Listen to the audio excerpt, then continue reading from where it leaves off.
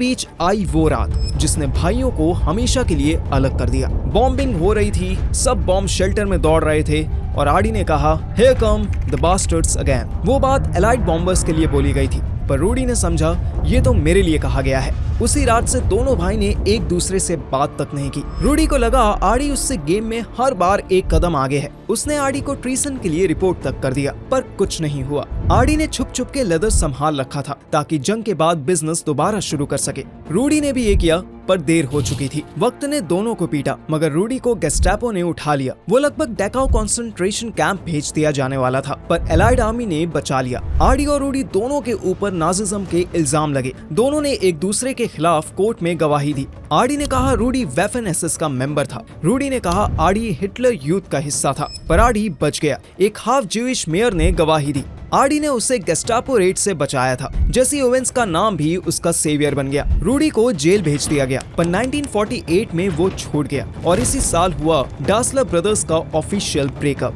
एक रात, एक टेबल और एक कागज। मटेरियल बढ़ गया, वर्कर्स बढ़ गए। रिवर ओराच के दो किनारे, एक में एडिडास, दूसरे में पूमा। आरडी ने मार्केटिंग छोड़ दी, पर इनोवेशन ले गया। रूडी ने सेल्समैन अपने पास रखे, पर क्राफ्ट्समैनशिप नहीं ले जा सका। पूमा 1948 में पैदा हुआ, एडिडास 1949 में। एक सरप्राइजिंग बात यह है कि आरडी ने 3 स्ट्राइप्स का ट्रेडमार्क रजिस्टर करवा लिया था, सिर्फ 1500 यूरो और 2 बॉटल्स विस्की में। और आज वो स्ट्राइप्स दुनिया की सबसे फेमस आइडेंटिटी बन चुकी है। जब आरडी ने एडिडास बनाया तो उसका फोकस सिर्फ एक चीज पे था, परफेक्शन।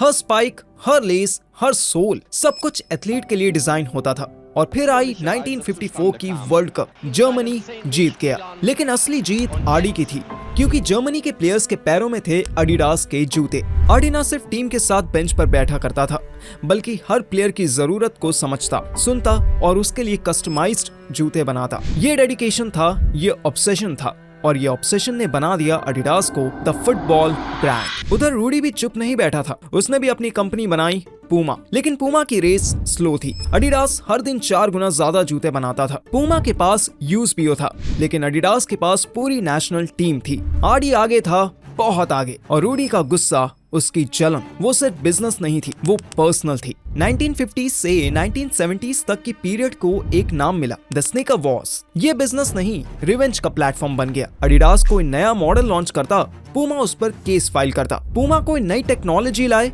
एडिडास उसे बैन करवाने की लॉबिंग करता। ये सिर्फ जूते नहीं थे, ये मिसाइल थे। हर स्पाइक एक तीर, हर लेस एक रस्सी थी जो दूसरे को नीचा दिखाने के लिए खींची जा रही थी।